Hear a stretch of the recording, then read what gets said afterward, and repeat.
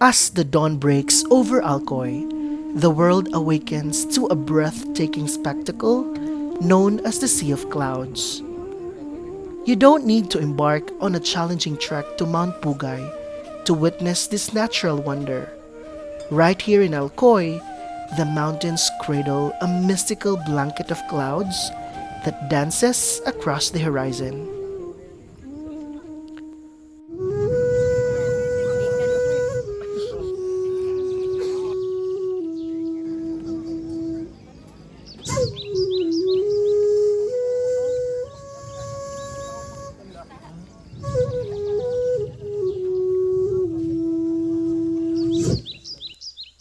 Welcome back to Kiiviin Ahr Stories. Today, atong bisitahon ang sikat nga tourist attraction sa Nug-as, Alcoy, ang Sea of Clouds. Para masaksihan ug mas ma-feel ang breathtaking beauty sa Sea of Clouds, a little sacrifice is required. You'll need to rise before the dawn, mag-set og alarm as early as 3 a.m. Travel going to Mount Canlahing Peak in Barangay Nug-as, Alcoy. Kami sa viewing area. Daghan kay siyang mga uach, daghan kay mga tao. Look. Ang inyong oras sa pagmata is magdepende sa inyong starting point. And I suggest nga dapat at 5 a.m. naa na mo sa Barangay Nug-as, Alcoy. Ngita sa maglindot nga spot. Upon arrival, you'll find yourself surrounded by fellow adventurers, all sharing the same goal, to witness the magic of the sunrise over the clouds. As you settle in, the sky begins to lighten, hinting at the spectacular show that is about to unfold.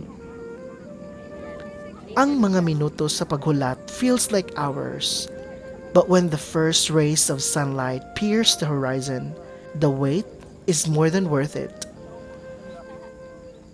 The clouds below you begin to glow, transforming into a stunning sea of white and gold, undulating gently under the morning light. In this moment, every early wake-up call, every beat of sacrifice is validated by the sheer beauty before you. The Sea of Clouds is not just a sight to behold.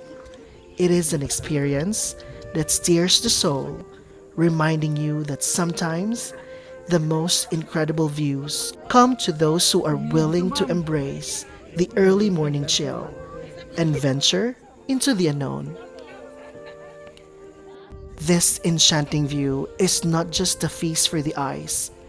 It is a moment of tranquility, a reminder of the beauty that exists in this world.